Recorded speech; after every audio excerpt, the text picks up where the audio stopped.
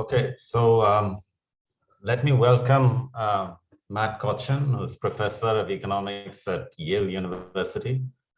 My name is E. Somanathan. I'm a professor at the ISI, and it's my honor to privilege to chair this session, plenary session with Matt as the speaker. Matt is one of the leading environmental economists in the world today. And today he's going to speak to us about Coasean provision of public goods. And Matt is particularly well known for his work on provision of public goods. He has a famous paper on provision of impure public goods. And he's also, in addition to being an outstanding academic who's done a great deal of work in public and environmental economics, both in theory and in empirical work. He's also engaged with policy processes in the United States and the world. He's taught at several universities after getting his PhD at the University of Michigan. He taught at Williams College, the University of California at Santa Barbara, and Stanford. He was a visiting scholar at Resources for the Future, the well-known think tank in Washington, before he moved to Yale several years ago. He served as Deputy Assistant Secretary of the Treasury for Environment and Energy in the US, so he's familiar with policy processes in the US government. This was during the Barack Obama administration. And he's also represented the Treasury Department at UN climate negotiations, so he's familiar with the actual workings of how these negotiations go on, in addition to doing economic theory on that and modeling. He's represented the United States on the boards of the Global Environment Facility and the Green Climate Fund. He served as a visiting chief economist of the Environmental Defense Fund, which is a think tank based in New York and influential in US environmental policy. And he served as also in the US Environmental Protection Agency, the regulator on the Environmental Economics Advisory Committee, and he's a research associate at the NBER.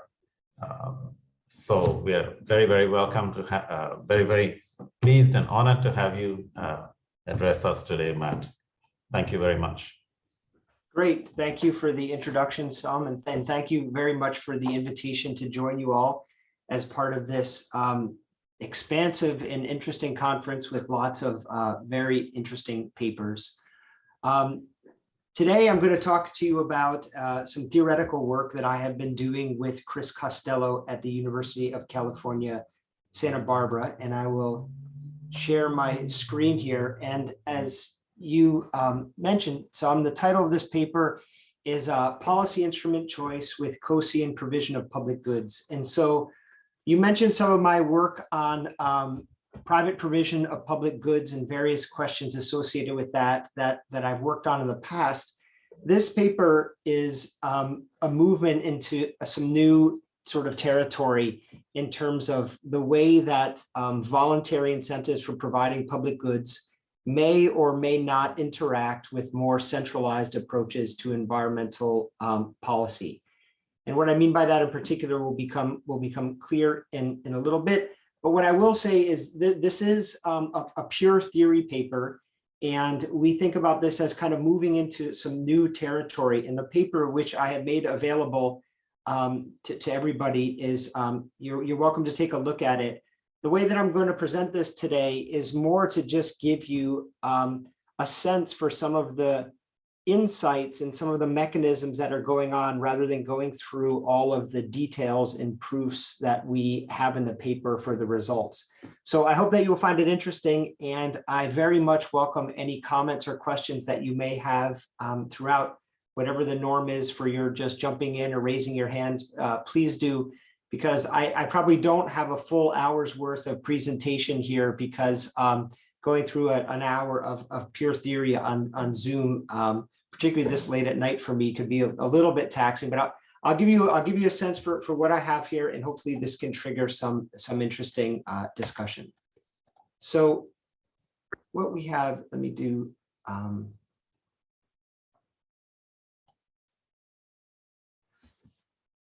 Okay, so I am, an environmental and public economist, and the way that you typically think about the issues of central concern are usually thought of as externality problems, at least to me or to those in environmental economics. And within the theory of environmental policy, or how to address these sources of market failures, there's sort of two very broad approaches, which I'll characterize very simply here as the centralized policies. And these are things that what we often think of as correcting externalities. So this is Pigouvian taxes and different forms of command and control regulation that basically either directly regulate market activity in order to internalize externalities, or create the incentives through the creation of tax policies in the form of Pigouvian taxes. And so the key here, the key idea to this approach, which has been around for more than half a century, is that correcting these market failures require a centralized coordinating activity. So this is a centralized policy approach. At the same time, there's the Nobel Prize winning work of Ronald Coase, which is that you can use decentralized approaches for addressing environmental problems. And here the idea is a focus on clear property rights and low transactions costs. And those of you who, I'm sure many of you are familiar with the Coase theorem, there are several other particular assumptions that are necessary for the desired result.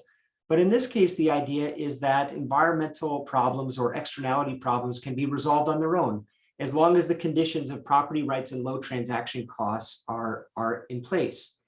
And so in a sense, these are kind of two polar opposite ways of thinking about correcting externality problems. One requires a centralized approach, and the other leans on more of a decentralized approach. But the starting point for this paper and how we sort of got onto this topic was recognizing that increasingly in the real world, we see both of these mechanisms operating simultaneously at various levels. So sometimes you see Coasean type bargaining in the presence of centralized environmental policies. And I'll give them some more examples about what I mean by that on the next slide. But a key feature here of what we are sort of after in this paper is what we refer to as Coasean provision of public goods, which is endogenous to policy design. So sometimes an environmental policy or an externality correcting policy comes in, and the sheer nature of that policy triggers or induces Coasean type provision that goes beyond or in addition to, as a complement or a substitute of the policy itself. So let me talk a little bit about examples for what I mean. And so the sort of overarching observation here is that there's private provision of environmental public goods, and sort of like looking out into the world, we see that this is becoming more and more common for sort of companies, philanthropic organizations, and even individuals. So we can think about climate, for example. We recently just came out of the United Nations Framework Convention on Climate Change. And while there were some things agreed to by governments at that meeting, some of the big things that people were talking about afterwards were all the pledges that were made from some of the largest corporations in the world, and many of the financial institutions that are aiming to achieve environmental goals. And in a sense, these are like corporate pledges or voluntary provision of public goods in the sense of reducing greenhouse gas emissions, but in the context of where there's also regulatory frameworks for addressing this problem. In the United States, for example, we have many companies and corporations that are making sort of climate pledges as part of their corporate environmental strategy. There's also an increasing number of philanthropic organizations. There's the Bezos Earth Fund, which just pledged $10 billion to help achieve some of these goals. And this is to work in tandem with centralized approaches to environmental policies. So there's sort of individuals, philanthropy, and companies. This also takes place in the context of land development. Where I'm familiar with here in the US, there's many sort of land trusts where, while there's zoning regulations for land development in certain areas, There's also organizations that purchase land themselves, private organizations, and set it aside for open space. There are also many examples. My co-author, Chris Costello, who does a lot of work on fisheries, where along the supply chain of fisheries, there's many sort of purchasers or entities that organize for sort of trying to procure or secure the supply chain for different sustainable fisheries or environmentally friendly fishing practices, in addition to the fact that many of these fisheries are in fact regulated. So this is one setting that we're going to sort of use to sort of study how these different incentives interact. Another context where it takes place is policies at different levels of governance. So there's this notion of federalism in environmental policy or any sort of policy, but I often talk about environment because that's the area that I'm the most interested with in climate policy. So in the US, for example, we have some states, in particular California, which has relatively aggressive climate policy goals in the context of some federal regulations for climate policy. Although as we were talking about before the session, the federal policy in the US is not especially rigorous at the moment here in the US. But other countries are different exceptions. So for example, in Denmark, there is a national carbon tax at the national level, yet individual cities, in Copenhagen in particular, have particular net zero targets for their own environmental policy. So although the subunit of governance is not a private entity that is involved in providing this public good, it is a sort of different level of governance where it interacts with the provision of the public good that is also the target of a regulation. Another example, which may be particularly relevant, perhaps for some of the folks listening here, that is associated in the context of development economics, is provision across national borders. So with the Kyoto Protocol, for example, we had the Clean Development Mechanism, where many developed countries could purchase offsets or CO2 emission reductions in developing countries to help meet their objectives. And we also see there's many examples of either philanthropic organizations or governance or in the form of international climate finance or aid that is focused on doing things like protecting tropical forests in developing countries where resources are contributed from developed countries. How does that provision of the public good interact with regulations that may take place in a country, in a recipient country? So the idea here is that this provision occurs in the presence of policies that are targeting the same externality. And what this paper is going to get at is how this private provision of this public good interacts with the other forms of centralized policy that may be taking place either in response to or concurrently, which could either take the form of a price instrument, something like a Pigouvian tax or any sort of externality correcting tax, or a quantity instrument, which is more of a command and control type of instrument. So there's three main questions that we sort of set out to address in some of this research. And the first is, how might the presence of this Coasean provision affect policy instrument choice? And by this, I'm interested in both the type of policy and the level of stringency of the policy.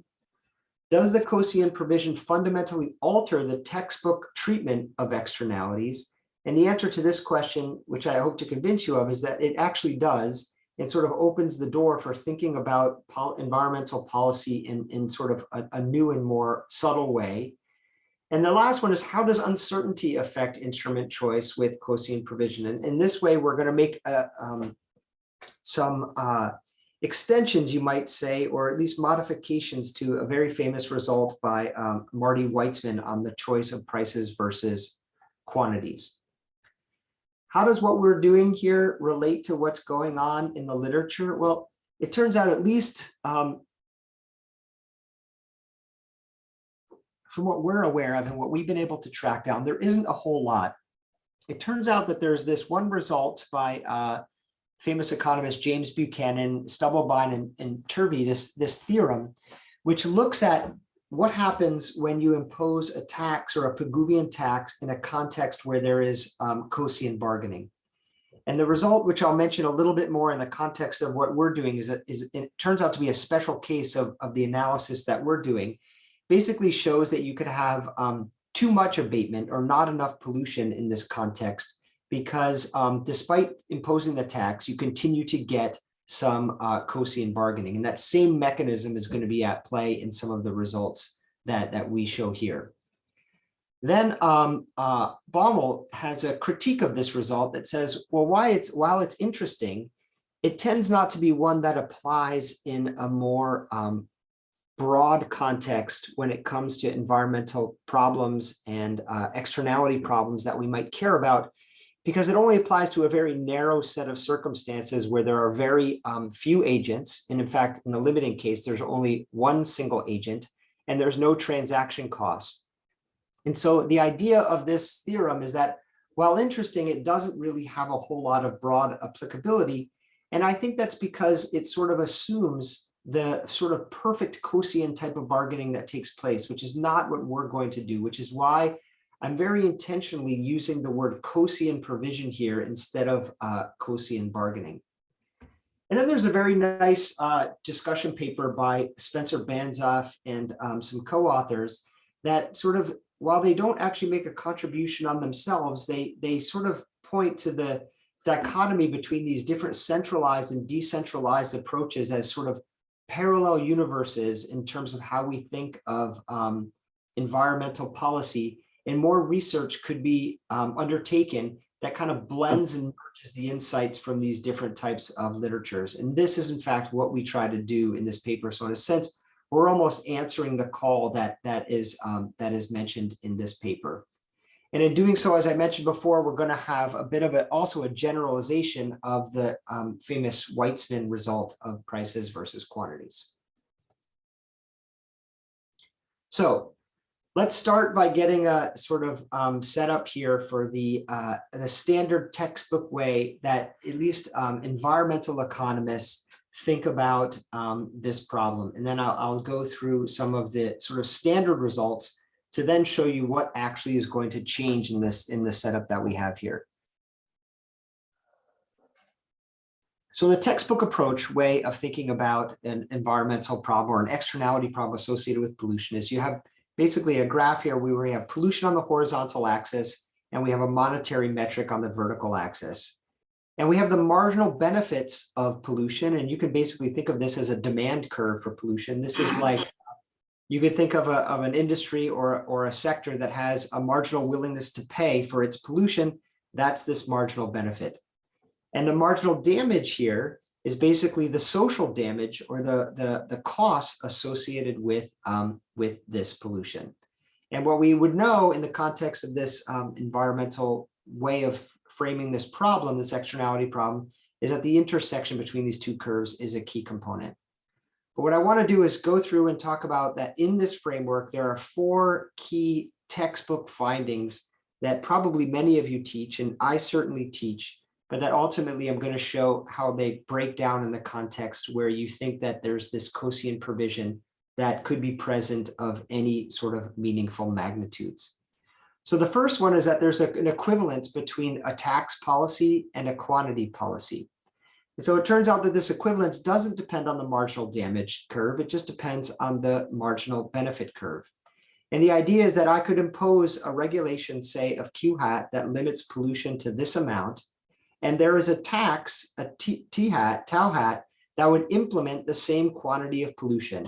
And the equivalence between this tax and this quantity is just determined by the demand here, this marginal benefit of pollution. And at different points here, there's always this equivalence between the two.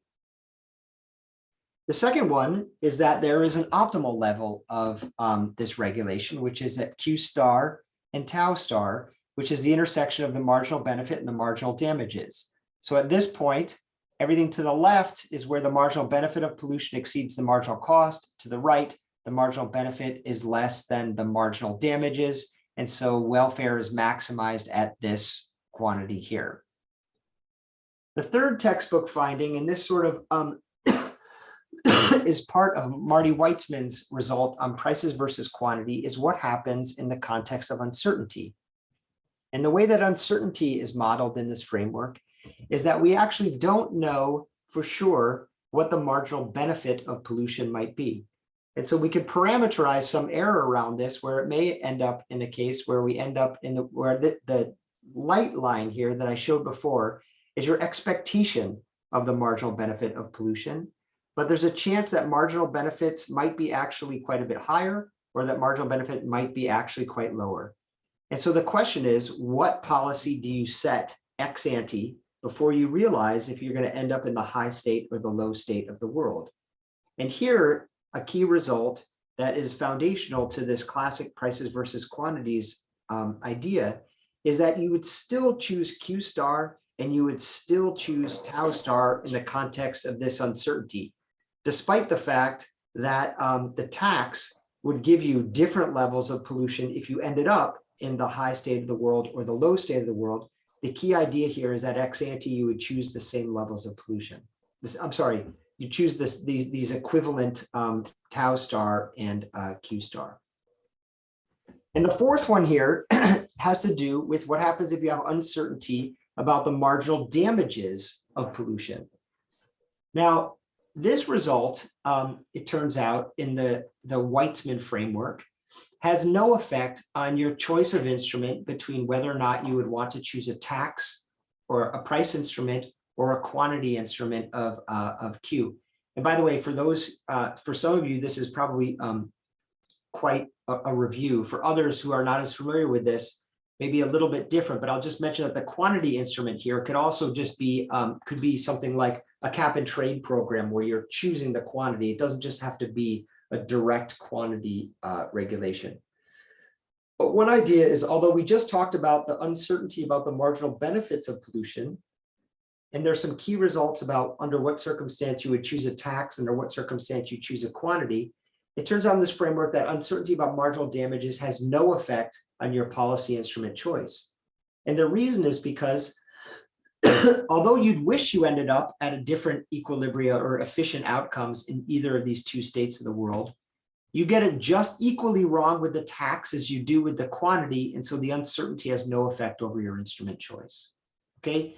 These are standard results that are kind of basically, to an environmental economist, all four of what I just went through are kind of in the back pocket of how you think about environmental policy. The results that we're going to show in the context of Coasean provision here are, first, that the breakdown of the standard equivalence between price and quantity instruments no longer exists. It turns out that when the stringency levels are chosen myopically, and what I mean by this is that you actually follow the textbook approach of choosing tax or quantity instruments, price or quantity instruments, assuming this equivalent holds, you will end up in a situation where caps are weakly preferred to taxes, okay? With Coasean provision, it turns out that you can not choose myopically, but sort of endogenize your level of stringency to both the cap and the taxes, and both of them can implement the first best equilibrium, but taxes are going to need to be adjusted from the standard way that we think about them. If we then sort of complicate the framework a little bit with some uncertainty where over the marginal benefits of pollution, and recall this is where I mentioned that there's the equivalence, at least ex ante, I'm going to show you that in contrast to the Weitzman approach, that Coasean provision always increases the preference for taxes. So notice that up here we saw a preference for caps, but we're going to show that with uncertainty, there's a preference for taxes. And no longer, if we add uncertainty about the marginal damages of pollution, the presence of Coasean provision means that there's taxes are always going to be preferred. So this is a very crisp and clear result. If there's uncertainty over the damages of pollution, and there is some degree of this Coasean provision, taxes will always be preferred to caps. Okay, so with that, what is this? Can I just ask one quick Sure. question? Yeah, please. Anybody ask a question at any time. So the last set of results here, I suppose you're assuming that the policymaker is taking the Coasean behavior that follows from the policy as given, in the sense that the policymaker is looking ahead to see that that's going to be the equilibrium given a particular level of an instrument. Is that right? Yes. So up here, when we're saying myopically, That's the when he doesn't do that. is not accounting for, is not anticipating the Coasean provision. Right. Down here, you set it conditionally optimally, anticipating the Coasean provision, and Right. these results then obtained. Right. Right. Correct. Thanks. Yeah. Yeah. Yep. Just clarifying. Yep. Sure. Any other questions, comments? Okay.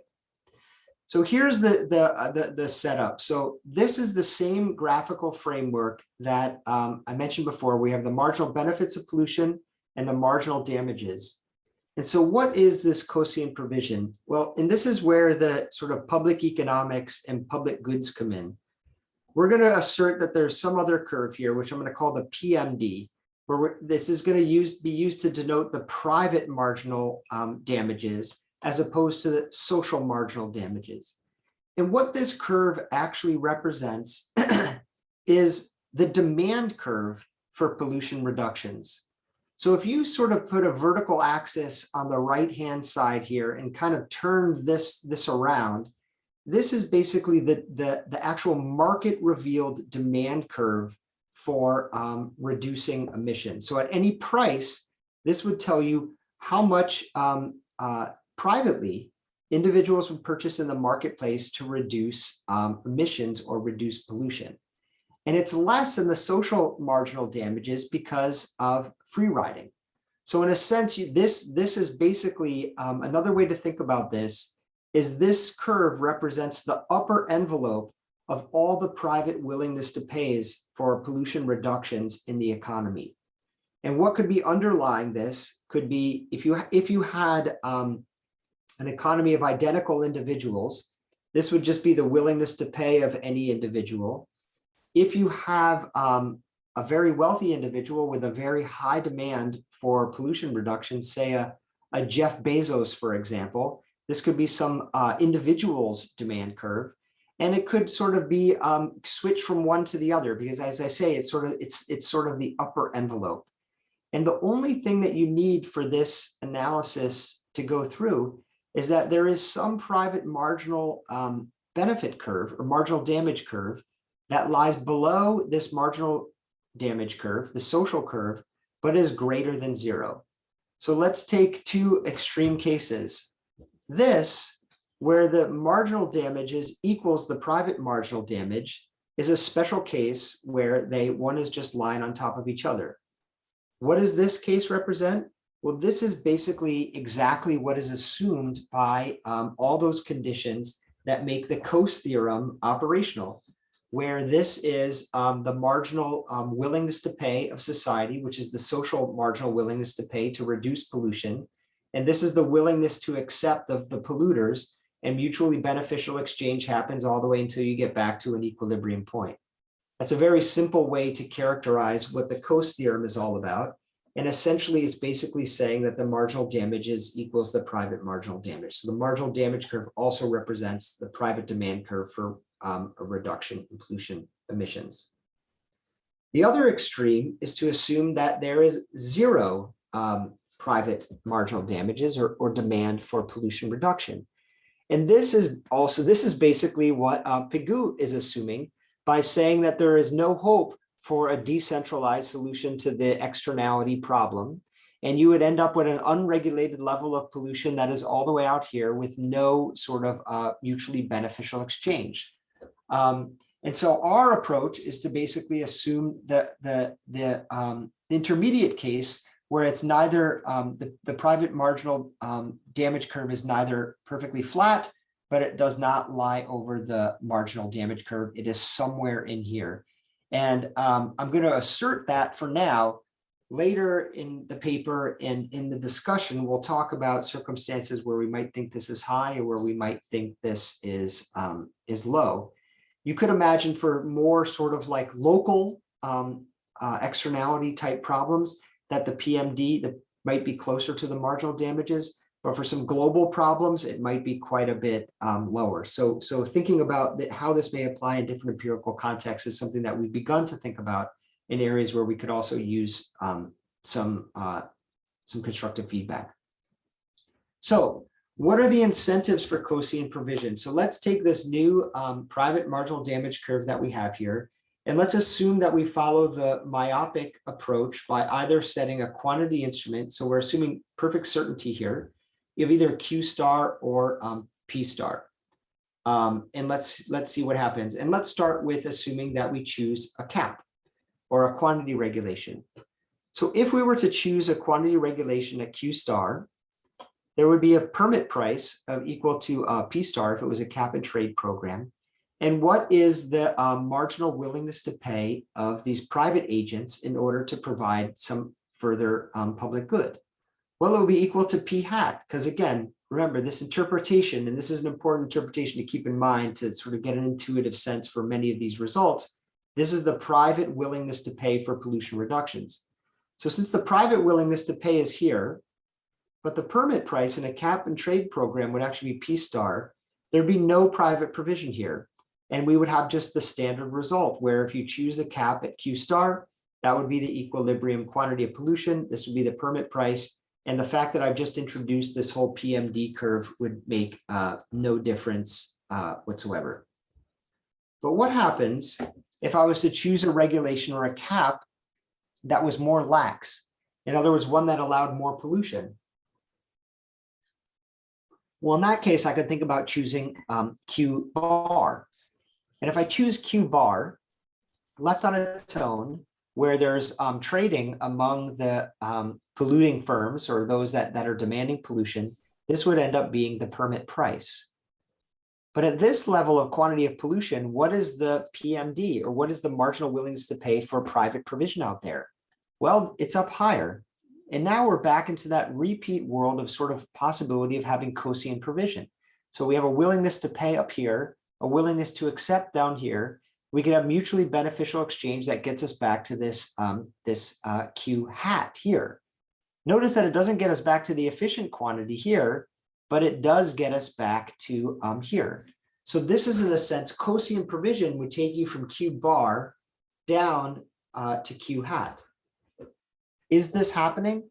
Well, it turns out that there's kind of a growing market in the US here in some instances of those individuals or corporations that are interested in reducing their emissions, where there's intermediaries that will buy them permits, say in the California cap and trade program, and retire them. And that's exactly the mechanism that we're modeling here, where individuals have a higher willingness to pay than the permit price. They buy them and retire them, reduce the quantity of emissions, ultimately increase the price that you see in the permit market. And this is the Coasean provision that we actually see. So we see with a cap, Coasean provision will only kick in if the level of the quantity regulated is sufficiently lax, meaning it's to the right of Q hat, or this intersection point here. Let's think about what's going on with the tax in this context. So again, this is the same graph again, where we can think about setting an optimal, or what we think of as the optimal tax of T star here, with the hopes of emitting the equilibrium quantity Q star. Well, what happens here? Well, one way to see how what the equilibrium will be is we could basically think of the marginal benefit of polluting as subtracting the tax off, which reduces the marginal benefit, the net marginal benefit curve down to this point. And this is the standard intuition for why this implements Q star as the level of pollution, the standard sort of equivalence between T star and Q star. But is this in fact the equilibrium now?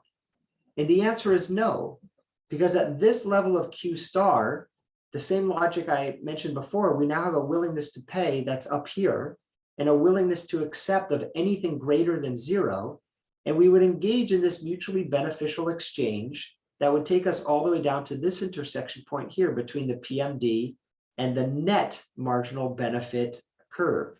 And I think I show that here on this graph here, where if you set a tax of T star, thinking here's the standard approach, you'll end up with some pollution or level of pollution, or too much pollution reduction, too little pollution, in other words, is a more clear way to say it, because of the introduction of Coasean provision, which brings you down to here. And an intuition for why this occurs is because by imposing the tax, you in effect, and this it's a bit of like, I mean, to us it's a subtle idea here, but basically the pollution tax is basically an implicit subsidy for Coasean provision, because you make it so that the net benefit is actually zero of polluting, but there's still a positive willingness to pay, which brings you down further here. And what I'll say is that this Buchanan-Stubblebine result is very similar to this, but their result applies only to the special case where there's not a PMD, but where the PMD equals the marginal damages. So back in the standard Coasean framework. So the approach here, while the mechanism is the same, the approach here is more general. And of course, the question that we're going to turn to in a moment is thinking more about the policy instrument choice and not just the incentives associated with either the tax or the cap. Matt, can I just ask a quick question here? Sure. The MD and the PMD curve, it's sort of reminding me of a tragedy of the commons. Is that an okay interpretation, or is that not fine? In the sense that you get this deviation between your private, I mean, you're suffering, but it's not quite to the level that you impose on the others. Well, I think that intuition could work. I think that the idea is that I mean, I usually think of the tragedy of the commons as like an over exploitation. It still has it's a negative externality. And what we do have here is that there is a negative externality from those that are demanding, the pollution here to those that are experiencing it. But I think that the difference between the MD and the PMD, the way that I think is the most clear, is that this is the private demand curve for a public good, whereas this is like the social benefit. And the reason why the PMD does not equal the MD is because of free riding, because this is a public good. Okay. Does that make sense? So for example, another way to think about it is if you had a price. So say this was just like, ignore the marginal benefit here for a second. But if we had a price for providing a public good, what we would say is we know that the efficient quantity would be where the price or the cost equals the social marginal benefit. And this would give us the efficient level of pollution reduction. But we wouldn't get there because there's free riding, and the PMD, we'd only get it to this level, because for that initial quantity, the marginal willingness to pay is less than the total social marginal benefit of reducing emissions. Does that help? Yeah. Okay. So what I've shown here is that if you do so Matt, I have another question. Yeah, please. So I don't quite understand the logic of why you shifted this marginal benefit curve down. So I'm trying to think from a private player's perspective why that curve shifts down, because this is the same thing as the marginal benefit of abatement. If you're reading it from the right to the left. And I don't see why that curve shifts down, right? Because you are paying this, all the private agents here are paying this abatement cost down to a pollution level Q star from some initial level that's higher. No? Yes. So why is it, yeah, so that's a bit I don't get. So you could do, this is the way that you think about any tax. So you don't have to, maybe I should be more clear about this. This is me trying to make it more intuitive. You don't have to shift this curve down. I could also shift this curve up. It's sort of like in the same way where you think about a tax in a standard framework, you could think about like the demand curve shifting down or the supply curve shifting up. Either way works. But the way that you would think about this, if I was to remove these blue lines, if I impose the tax here, you know that you get this quantity. And why? Because this curve is now just represents the net benefit to polluters after they have to pay the tax. And in a way I'm actually going to do later, if I wanted, I'm now making the point that this is the equilibrium. The other way that I could have shown this is by leaving this curve as it is, but adding the tax to the PMD and shifting it up here by the exact same amount and showing that this would be the equilibrium quantity. Yeah, I still, I'm sorry, I still don't get this because, so I'm just trying to think of this in some concrete terms, right? Let's say that California has a fuel tax, right? That means that people consume less fuel than they would otherwise, right? Mm-hmm. That costs them something, so you move to the left until Q star, right? Yep. And so now I don't see why this private marginal damage curve, those damages have been avoided, right? Already. So why does it shift up? This is what I don't get. All right, let me try again because I told you this was kind of subtle here. So this is okay. Let's take your. It's easier for me to think in terms of let's think in terms of polluting firms. Okay, so let's think about electric utility sector, and this is the marginal benefit that they get from pollution. Okay. Right. So now, what you know is that if I put a tax per unit of pollution, and this is the marginal benefit, this is the quantity that I would get. Yes. Right. That's just basically a standard like demand curve. Okay. Why all I'm doing here by shifting this down is just showing you why that's the case. This curve is just representing the net benefit after I take off the tax. And I'm putting, in a sense, sort of all the incidents on the polluters and the polluters here instead of on the private providers. So sticking just with the orange curves for a minute here. If I just reduce this down, it says, well, what quantity do where's the marginal net benefit positive? Well, it's positive all the way up to this point, and that's why I get this Q star. So who is this marginal net benefit to? The utilities are already paying tau Q star as revenue to the government. Yep. So which agent? This is the marginal net benefit to polluting firms after paying the tax. Okay. Right. And so marginal net benefit after the tax. And so that means, and this is kind of the key idea, how much do I have to pay you as a polluter on the margin, the last unit, to reduce your pollution a little bit more? Okay, I get it. So there are other agents here, not the utilities, who are then starting at Q star and then buying abatement from the utilities in addition to what the utilities were doing under the tax. Exactly. Okay. So now I come along and I have a high willingness to pay. I want to buy a permit, or no, I'm not talking about a permit here, but I now engage in a Coasean type exchange, either through like public pressure or like corporate social responsibility or pushing, and I have a willingness to pay, and I Coasean bargain or provide down further to QL. So do you have any concrete examples of this happening with a tax? Well, there's more concrete examples that I can point to directly from the cap. With the tax, you know, there are cases you could in British Columbia and Canada. The bigger challenge with that one, quite honestly, is that there aren't as many taxes out there. You know, there's not that many externality correcting taxes, but certainly any sort of in a place where there is a carbon tax.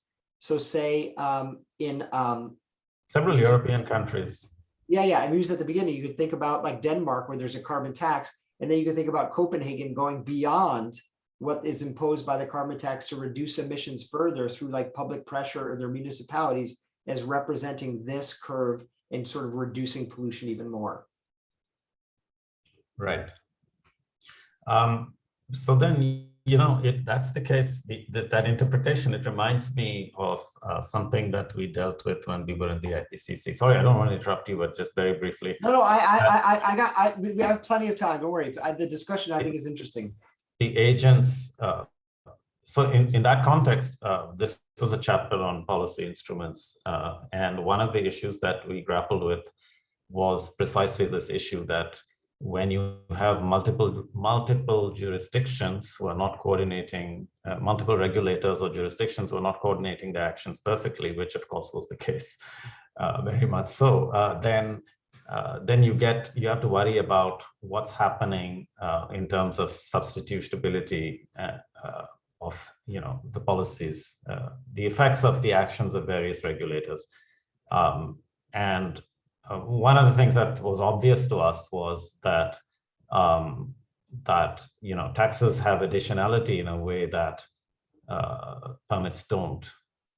And am I seeing that here? I see this additionality of the tax that you're talking about. Yes, but yeah, we'll get to it, but that creates an opportunity and a perverse incentive. So that the tax has the additionality. That's exactly why with the cap, if it's set appropriately, you're not sort of like then it nullifies everything else. Yeah, but with the tax, but in a sense, if you just care about pollution reduction, you like the additionality with the tax, the way you just said.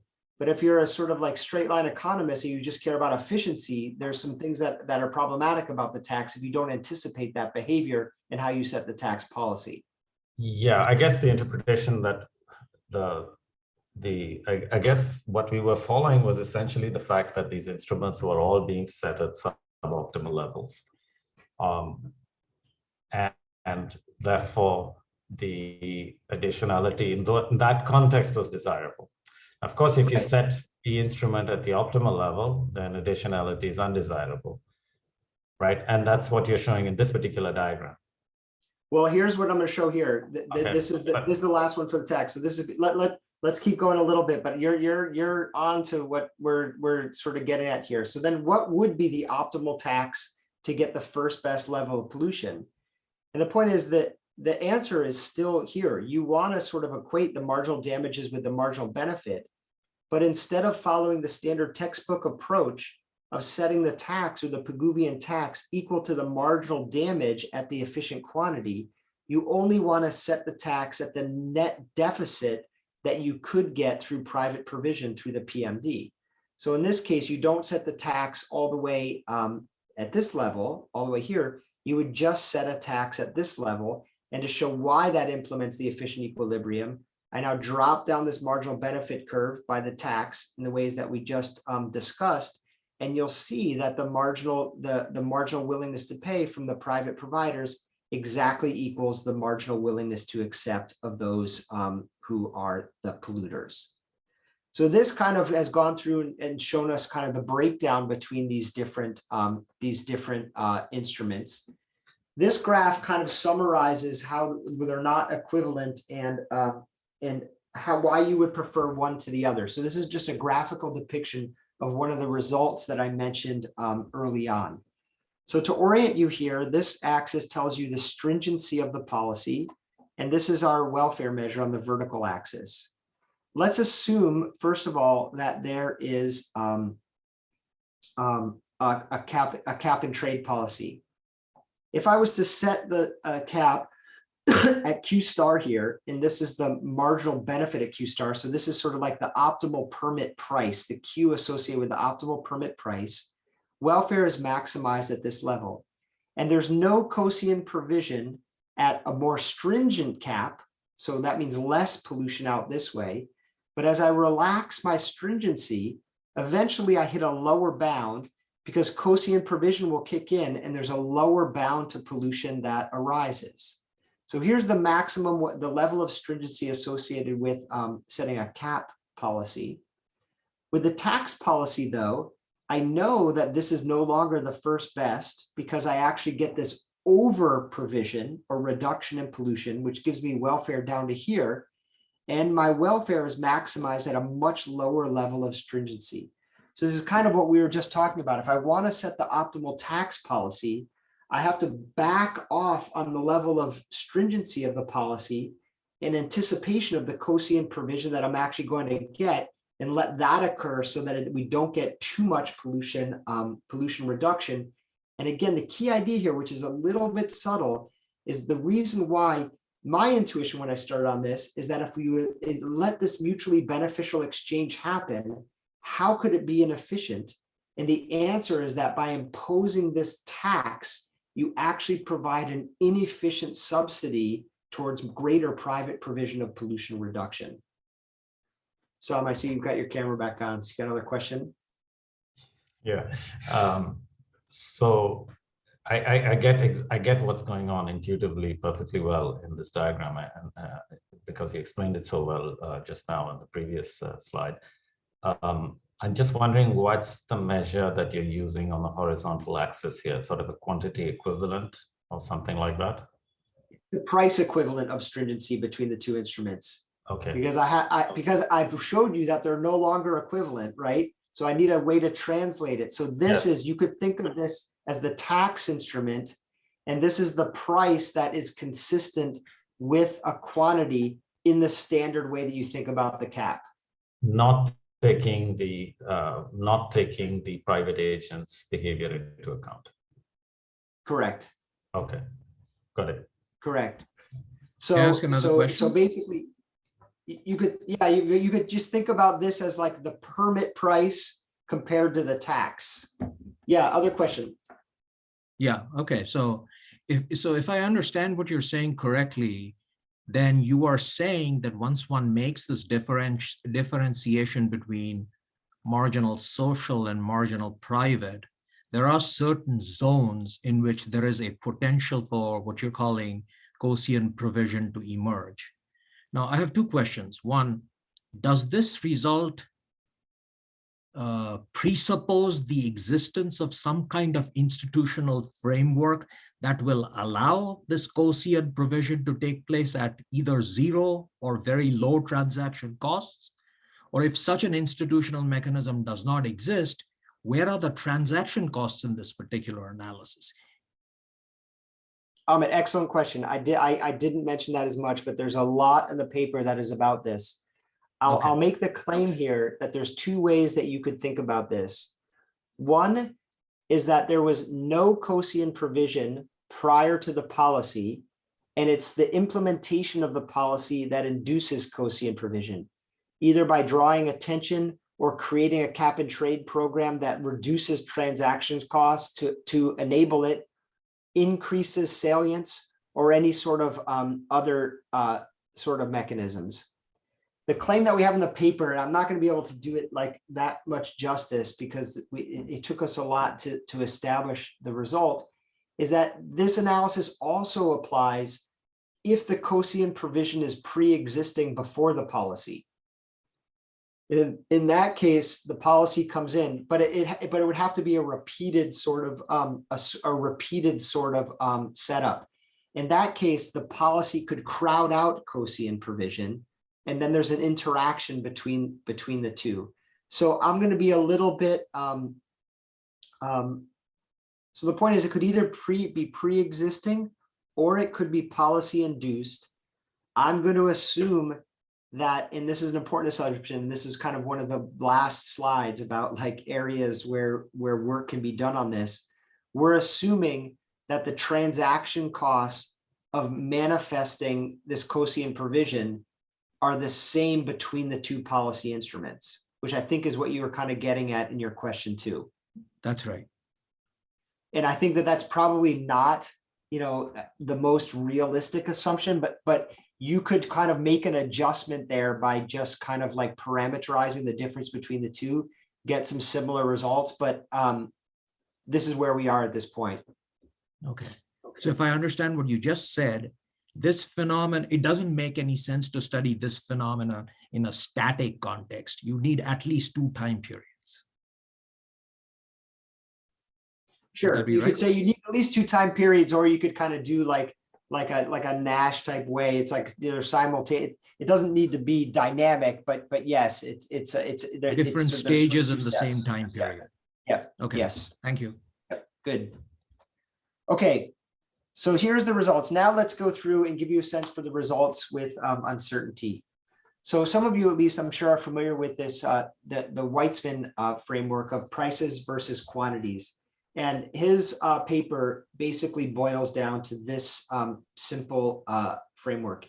If you parameterize uncertainty in the marginal benefit of pollution so that it's either like plus or minus a constant amount, which is parameterized as this delta, taxes are always the tax advantage or a price instrument or a tax compared to a cap. This is the expression for the difference between the two.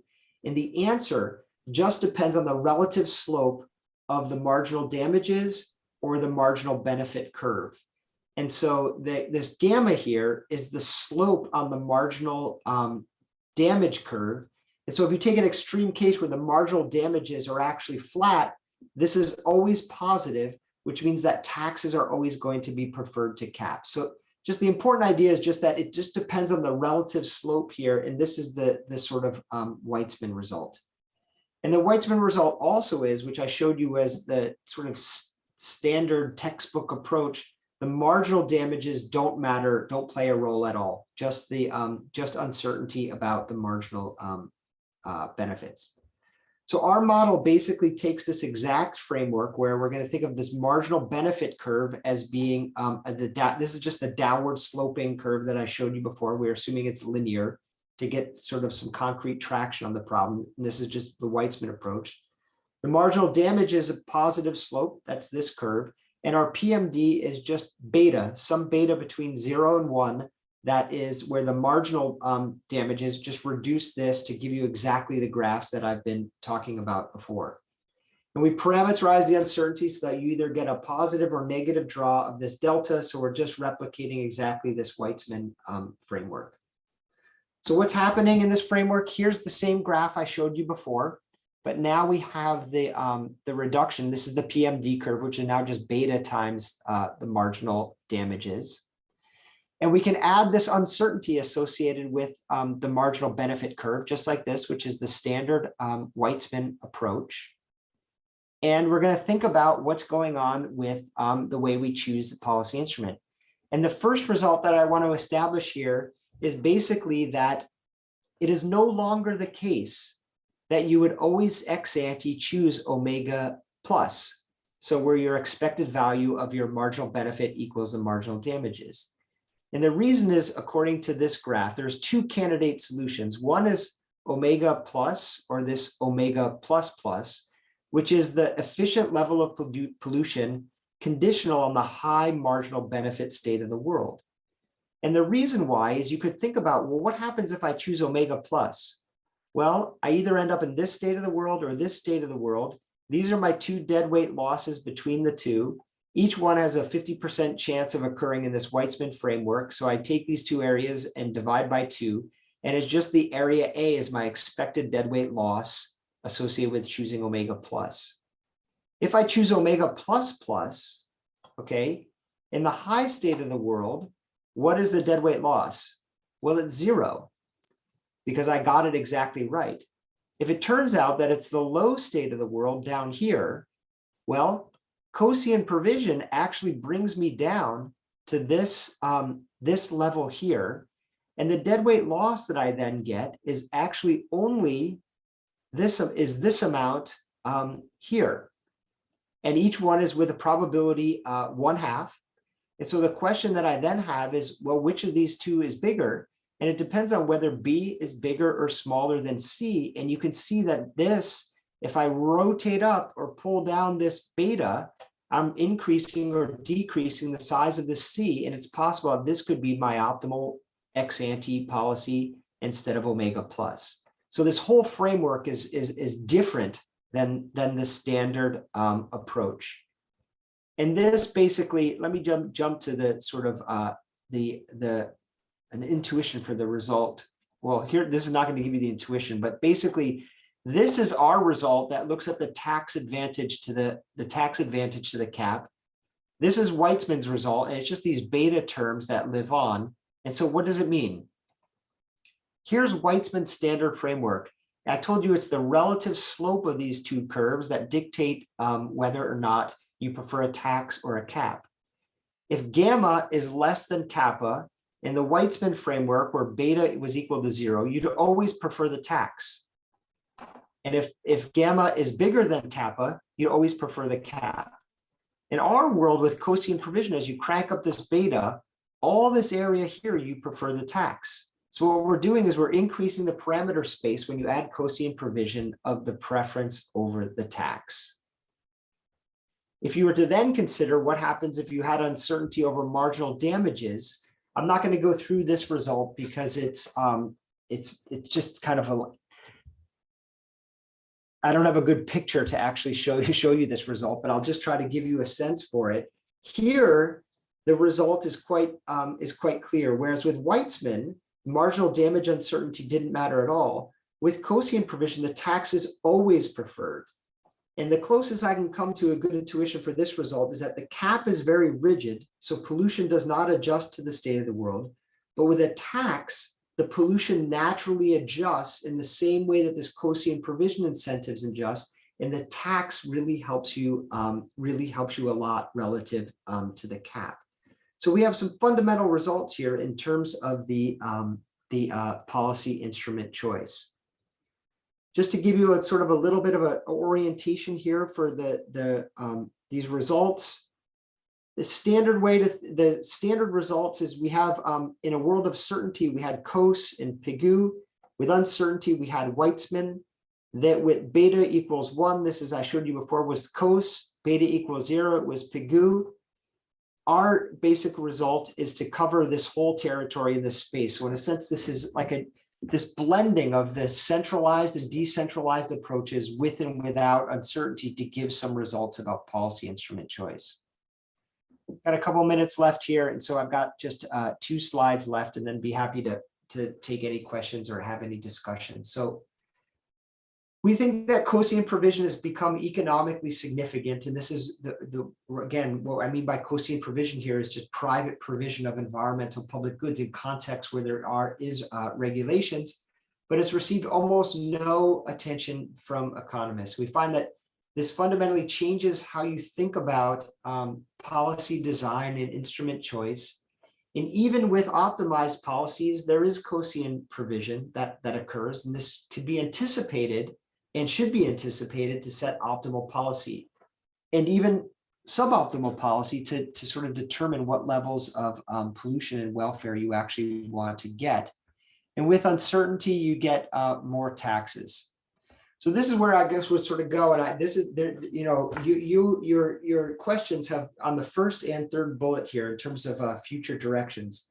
I think the next step in this research is to kind of look across and come up with a bit of a topology or do some empirical work and not sort of like econometric work, but sort of think about settings where we think there may be high beta and low beta. In other words, in what circumstances do we think that this Coasean provision might actually be important and meaningful to the extent that we're choosing different policy instruments? I think it's also important to consider what are the different incentives for this private provision of public goods. We, in a kind of very reduced form way, kind of just put this PMD curve up there and then parameterized it with this beta. But there's many different reasons for why there's private provision of environmental public good. One is sort of like signaling. You could argue that the big philanthropy money is part of this, where Jeff Bezos, for example, may be seeking to improve his reputation or Amazon's reputation in terms of that they're positive global players.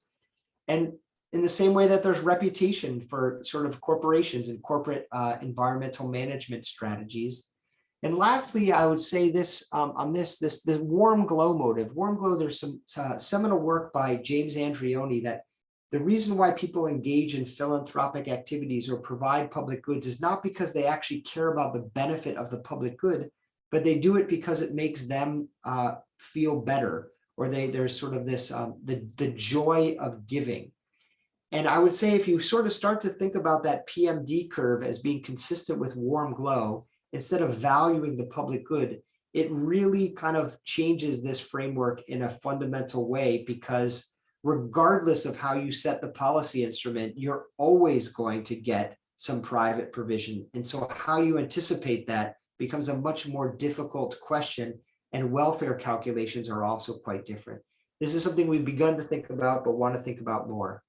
And then the last point that I'll just make, Amit, was sort of close to your comment. We've sort of assumed here that the transaction cost between Coasean provision with different policy instruments is symmetric and the same. And of course, the transaction cost of doing this might be quite a bit different. And so thinking about that a bit more systematically is on our list of things to do as well. So with that, that's all I have. And I thank you for your attention for the presentation. I'm happy to take any questions, comments, or anything in the remaining time that we have. So Matt, can I suggest a marketing pitch if I've understood what you're doing in this paper for your paper? Sure. So I'm sure you already know about this because you must teach it in one of your classes. Post-Weitzman, we know from the Robertson-Spence paper, 1976 JPABI, that an environment in which one uses mixed policy instruments that are part price, part quantity, either always dominate an only tax or an only quantity instrument, or you do at least as well off with both of them together. So in your paper, there is a variant of this kind of result, because what you're saying is we have two ways of looking at externality problems in economics typically in terms of regimes. We have either a centralized approach or we have a decentralized approach. But if we allow for this Coasean provision, then you're looking at something that's part centralized, part decentralized. And when you look at that kind of an environment, you do at least as well as an environment which is purely decentralized or purely centralized. Would that be an accurate way of selling your paper? Well, interesting. So thanks. I guess I need to think about, so when I think about that result of like, multiple policy instruments, my first reaction to your question was, well, the Coasean provision is not actually a policy instrument, okay? So I wasn't sure how it related, but yet I do think that there may be, are there two market failures going on here which require two policy instruments? There's the free riding, and then there's the marginal damages. I need to think about it. I need to think about it more, because I'm sort of talking about it in two ways here, that there's an externality that, those standard results are, if there's more than one market failure, two policy instruments are what you always want. And in this case,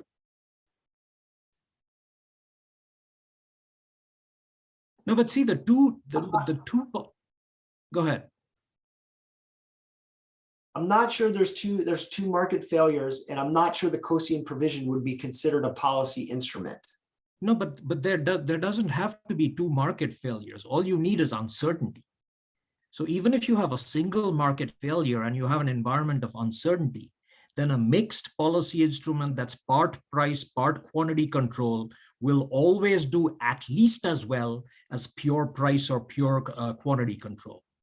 So the Coasean provision is not an instrument per se, true, but it's like an instrument. It kind of mimics what an instrument might do if one of that sort were available.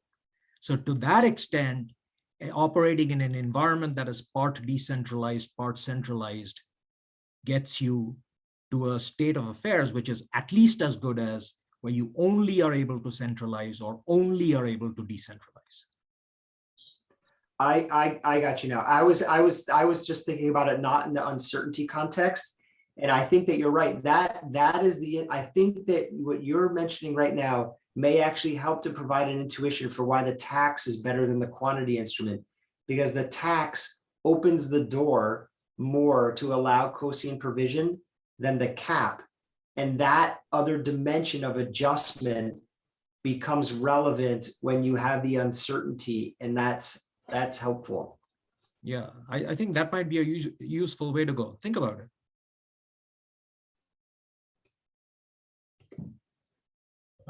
I have another question or two, but I don't want to monopolize. So if anyone else has any questions, please jump in.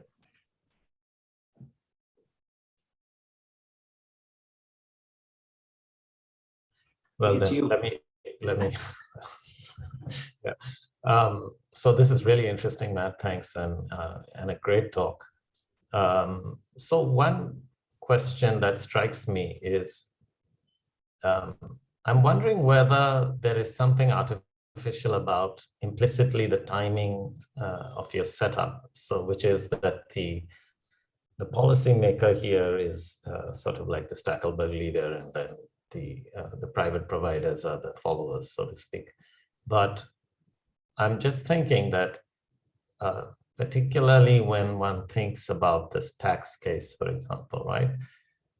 Another different way to think about it might be that you have these people who are willing to sort of provide this public good, right? And to do some abatement, even though there are no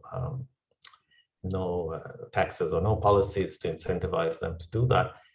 In which case, they should be doing that before any policy is introduced. And if that's the case, then you're just kind of shifting the baseline level of pollution, right? Once you take that into account, then doesn't this get you straight back to the standard case?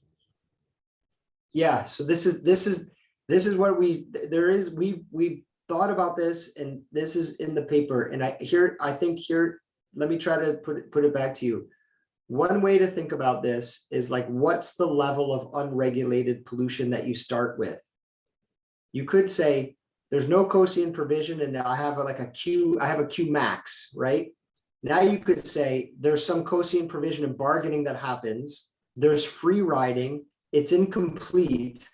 Let's let that happen, and then have a Q max, and then think about regulating beyond that. And so it just kind of starts the baseline. So what I was saying, that's true. That then takes you back to the original framework. But the case in which we discuss in the paper is, if you have that pre-existing Coasean provision like that, the question is, what's the level that happens again when you start again, sort of like next year, and how do you set your policy? So in other words, it's not permanent. It's like a repeated game that happens sort of each time. And if you want to set I'm not saying this all that well. It's in the paper we talk. You're making a very good point. I'm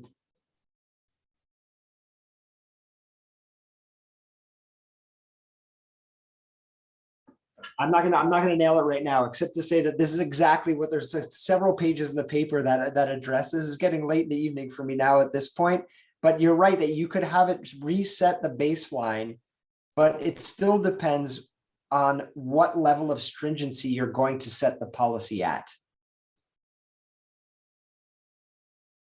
So if you fully internalize that and adjust it, then you're sort of like, you're okay, you would account for it, but it doesn't fall off as just sort of like at the end point, because it has to happen again next year. And if you set the tax, the amount that you get would be different. That makes sense? Yeah, I see. I see what you're saying, which suggests that one wants a more dynamic model to sort of think through some of these issues. But I have to read your paper, which I haven't done. Yeah, we definitely don't. Yeah, just a comment here. I was also thinking, as I mentioned earlier, I came across this set of issues in a somewhat different context. One in which it's not that there were private agents who were providing abatement, but that there were multiple policymakers, and in a way, there is a similarity there, right? Depending on, in your model, imagine that there was one policymaker who's sort of the far-sighted policymaker, and then there are the other there's another second policymaker who's sort of myopic, and then it's exactly your setup. There's a Stackelberg leader and a follower, so to speak, right? And your analysis, I think, goes through without modification, if I'm not mistaken, with that interpretation. Yeah, I think that one of the things we sort of came to as we worked on this, and it's kind of what I was saying at the end, is what are the low beta and what are the high beta scenarios? And I think that you're right. I think that the high beta scenarios where this might actually be more important is when you think about sort of governments overlapping. Like the examples I said at the beginning, now maybe it kind of resonates a little more that since we talked about it, but you think about, you know, like Norway spending tons of money to like conserve tropical forests in a country that has got its own policy to do it. That's like an overlapping kind of governmental policy, and how those two interact. And does the sort of like the recipient country anticipate that, and it crowds out the level of policy or not? And how does so I think that applying this framework to those settings is probably an area that is, well, it's kind of like theoretically interesting. And the other, I think that's the one where the magnitudes are actually, it's more likely to be an important phenomenon.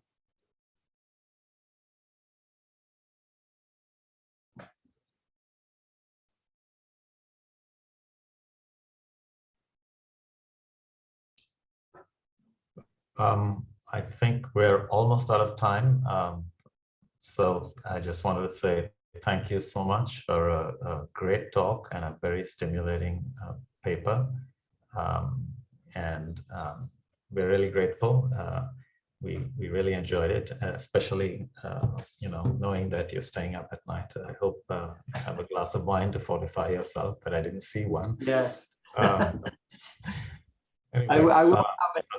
We hope to have you here in person at some point in the future when things are better. Thank you, and thank you again for the invitation. And it's a pleasure, and I look forward to a visit there, or seeing you here too, especially when we all get to start traveling a little bit more, hopefully in the near future. So thanks again, everyone. I appreciate it.